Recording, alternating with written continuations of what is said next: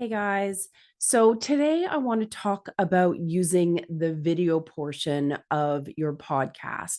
Yes, podcast is traditionally considered an audio medium, especially on directories like iTunes, Spotify, Good Pods. There's a million directories, but it is so key now to use the video portion of your podcast to get more views, get more listens, grow an audience. But there's also ways that you can leverage that video to create authority boosting content, to attract listeners, attract an audience that is outside of who is already following you, and a way to nurture your list and just engage them and gain trust. I mean, the benefits are huge. So today I'm going to talk to you about some and give you some tips on how to get video ready, how to use the video recording, but also how to set it up in YouTube and how to leverage it. I mentioned already a couple of reasons why they're beneficial videos are to use. And one is expanding your audience reach. YouTube is the second biggest search engine there is besides Google out there. So when people are searching for tips, for how-tos, for any information, they are searching, yes, on Google, but they are searching on YouTube as well. So that way you're tapping into a new viewership and a bigger audience. It also enhances engagement. I know for me, I prefer to actually watch video than listen to the audio, believe it or not. I like to see people's facial expressions. I like to see the interaction between different people. And you just kind of get that sense of what their personalities are like. You get a sense of that trust, that credibility, and it's just more engaging and more memorable, actually. And the video portion, I mean, you can leverage it on social media. You can create reels, little video squares, the YouTube shorts. So there are more ways that you can use it for that authority boosting content creation that, we do as marketers. There are also SEO benefits. Again, going back to YouTube being one of the biggest search engines, they have their own ranking and SEO, if you will, that's within YouTube that is separate from Google. But Google now often ranks video content in their search results, and embedding that video in your website, in the blog post that you have for your podcast, only benefits you. So, like, for example, on my show notes page, I obviously have a link to the audio. They can listen right there, skim the show notes, go to the timestamps, but then also watch it on YouTube as well. And the other is cross promotion, right? It encourages people to like listen directly in YouTube, listen in audio, and just kind of like cross promote different areas of your marketing efforts. And Spotify as well, you'll notice, is allowing video thumbnails, video, the actual video recording, not just audio within their directory and within their app. So that's becoming more and more popular. So let's start from the beginning. Let's look at what you need to do to get video ready. Because let's say you've got your mic, you've got your studio all set up, but you've only ever recorded it in audio. So you're like, what do I need to do so that I can film in video and get ready? The first one is having the right camera. And so have one that is separate that you can plug in with USB into your computer. Make sure it's HD. 1080p is kind of like the standard. It doesn't have to be expensive. I have a Logitech one. I think it cost me maybe $100. Second is that you want to have the right lighting. You obviously can't see this in the screen, but I have, they plug in through USB on a different outlet that I have, and they stand up. One's down there, one's in front, so that I have good lighting, and don't be sitting in front of a window. So my office obviously has a window in it, but I don't put my desk in front of that because I don't want to have sunlight coming in and my face, all you see is shadow, or it's like, it's just this weird like halo effect above my head. And then I end up being dark. Just the lighting is really, really off. And again, not to have lamp behind you kind of thing, because it's just going to make your face in shadow, and it just won't look really good. When you are recording, it's good to have, like, within the frame of what you look like, to have like three fingers above you. I'm actually going to look at my screen right now. Okay, I have more than three fingers, but that's okay. But because I moved back a little bit further because it was easier for reels and what have you. But you want to have that distance. You don't want to have your head like way up here and it's cut off, or I can't shrink down any further, but you don't want like you to be this tiny little thing in the bottom of your picture and then all this empty space around you. So just being mindful, and actually in hindsight, I probably should have moved that plant off because it kind of looks like there's a spike sticking outside of my head. But anyways, but you want to kind of like abide by some of those guidelines. It's good as well to let your guests know that you're filming it on video so that they too can be prepared. Maybe you want to even create a list for them to be video ready, the lighting and all that good stuff.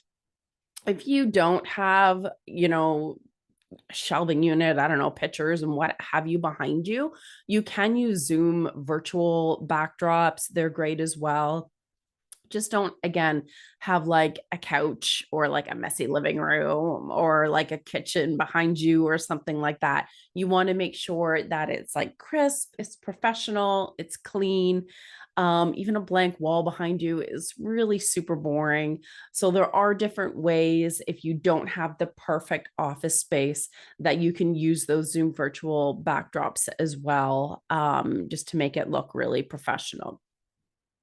All right, so now that you've got your space all organized, next is recording. So it the timing wise, like when I am interviewing someone, you've got like the pre-chat. I don't record that. I kind of wait, like, okay, we're ready. I'm going to hit record, 3, 2, 1. And then I hit record. So much easier in the editing process because then my editor doesn't have to take out, the pre chat and the after chat. I don't have to worry about any of that. So just hit record when the actual interview or your content starts, and then also when it ends. And of course, you can totally hire a professional video editor if you desire, but it's not totally necessary. I use Zoom, but there's like Squadcast, Riverside, StreamYard, all those other services that you can use to film the episode, where you can get the audio separate from the video file.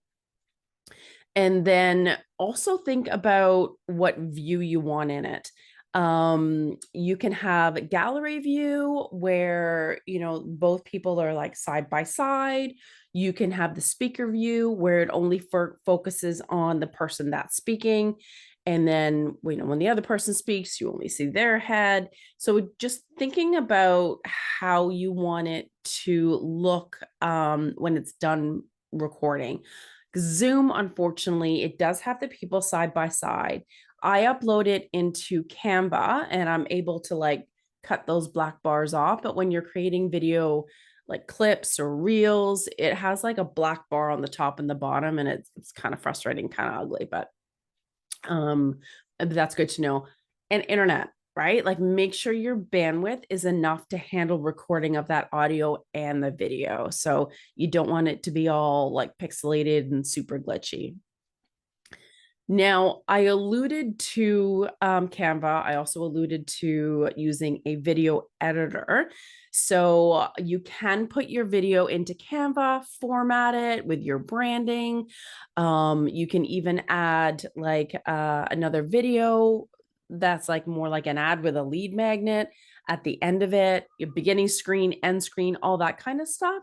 Canva's really good that way. So you can kind of like, beef it up and make it look pretty. Um, and there's like other, video editing software that allows you to add text onto it, get people to subscribe, like all that kind of stuff. Now, so when you film the video, it's all done and what have you, you're going to want to upload it into YouTube, of course, because that's where it's hosted. Just like your audio is hosted on, let's say, Libsyn or Buzzsprout, whatever your host is, you want to make sure that your video is hosted in YouTube.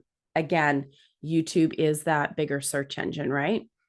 Now, with YouTube, you, of course, want to have a catchy thumbnail.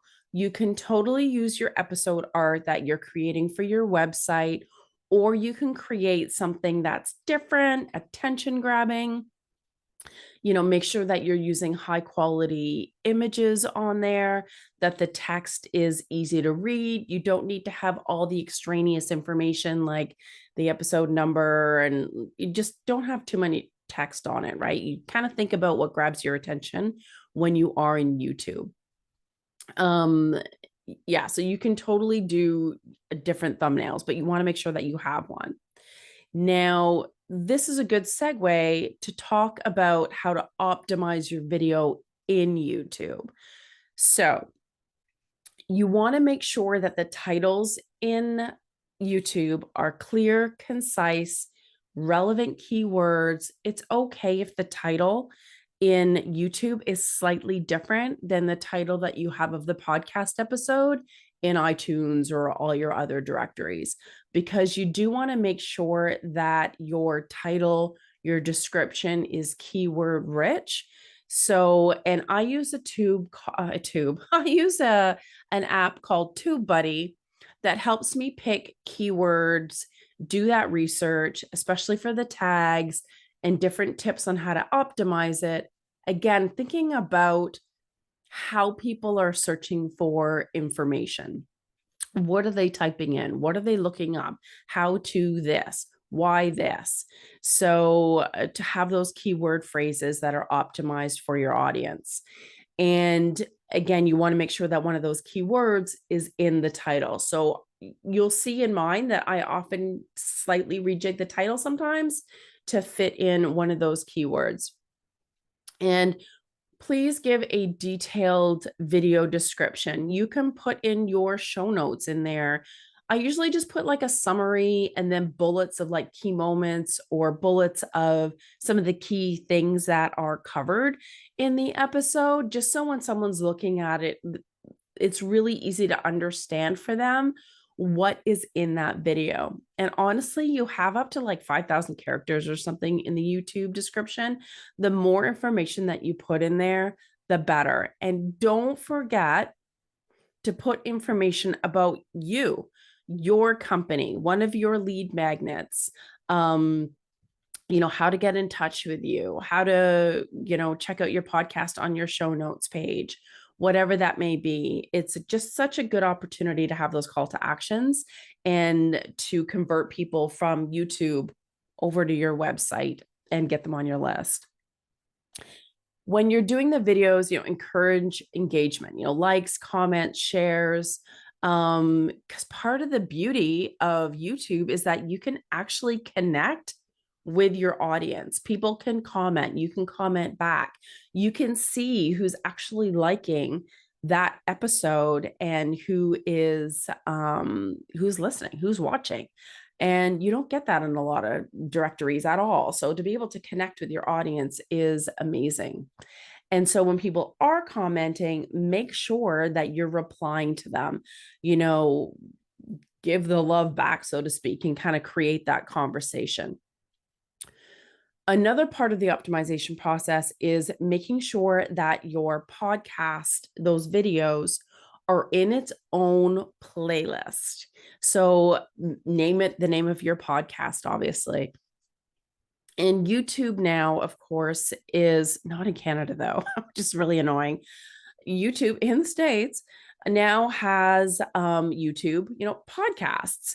So they will pull from that specific playlist into YouTube Music where they have the videos, where they have the episodes, sorry. And you can actually get separate stats just for your YouTube podcast, if that makes sense. I have a link in my show notes for that, kind of giving you more information on the how and how that works. Now, you've published the episode in YouTube, you got all that going on, but you also want to take that and embed it into your show notes page on your website. Again, it's another way to engage those listeners. I prefer to watch it on video. Some people prefer to listen on audio, but you don't want to you want to keep the doors open to have anybody and everybody engage in your content. And any watches that you get will go towards your YouTube watches. Now, my favorite part about the whole using a video for your podcast is actually leveraging it. Of course, I have my podcast leverage system, and you can use the video in so many amazing ways. Find little short sections within that episode that is a tip, a thought that can stand alone by itself. In other words, someone doesn't have to listen to what happened or what was said 5 seconds before. They don't have to listen to the whole thing to really get the concept. They can listen to it and go, okay, I know what that means. Yep. Oh, that's a good tip. Just stands by itself. Now, we create square videos for LinkedIn and Facebook. They can be anywhere from like 30 seconds to 90 seconds long. Sometimes I go a little over 90 seconds if it's like a really good, juicy, like nugget or conversation. But you just don't want it too long because you want something that is super consumable, easy to listen to, and take a little takeaway to like watch and go. You also want to make sure that the videos have captions on it, because you'll notice when you're scrolling through the news feed that it doesn't necessarily play automatically, right? Or the sound is muted. So not everybody is going to go click that button to listen, but they will read the text that goes across it. And there are different programs that will help you do that. Or you can import the SRT file, which is like the text file for that, section of the video. Now let's talk about Reels. So they are, of course, the horizontal videos. Facebook and Instagram have moved up to 90 seconds. But YouTube Shorts are only 60 seconds. So honestly, most of mine I keep under 60 seconds because it's a super quick, consumable piece of content. And then I can save time and then upload it to Facebook Reels, Instagram Reels, and then also YouTube Shorts. YouTube Shorts are getting a ton of traction. So they are a great thing to use. And Reels also gets you in front of an audience that isn't already listening to you or following you. So it's a way to tap into a new audience. Now, I've got a few quick tips before I go on creating those video clips. Make sure you brand it for your podcast. Have your podcast art on the video itself and use your branded colors and fonts. On the show notes here, I do have a couple of pictures and examples in case that helps. Have a headline on the top to tease what the video is about or to hook them and kind of like invoke curiosity. One of the ones that I had says, create this to be seen as a guest expert. So someone that's scrolling would be like, oh, what do I need to create? And then obviously they're going to listen to it. Again, I mentioned having captions so that people can read it as they're scrolling through. You can even have like a progress bar that goes across or a little wave file. So there's just those extra little features that you can add on. Now, the reason why you want to have reference to your podcast or the logo for your podcast is that you want people to be like, oh, that's from a podcast. I'm going to listen to that podcast. Oh, I can listen to more. I'm going to go listen to that. So that's another way to kind of like get that brand exposure for your podcast and to also grow a bigger listenership or subscribership. Um, Another good idea as well is I will have like the little video clip and a little, social media post that goes with it, obviously, but I will tease and say, hey, I also share it. I also share XYZ in the whole episode. I'll put the info below for you. And then I'll put the link to the whole episode in the first comment. So it's a quick little tip, but I'm giving them the opportunity of listening to the whole episode. So, yeah, it's like YouTube, there's so many opportunities for leveraging it, for optimizing it, for getting new listeners, for engaging new listeners, for SEO, and just kind of like connecting with different people and engaging them in your content. And of course, if you're growing your podcast on YouTube and you've got a long-term strategy, you may want to do some YouTube ads to target your ideal audience. But again, that's kind of like a side extra thing above and beyond. So start filming your podcast on video, put it up on YouTube, and start leveraging it, and you will be able to see your listenership increase. That's it for this week, and I'll see you next week on the Leverage Your Podcast show.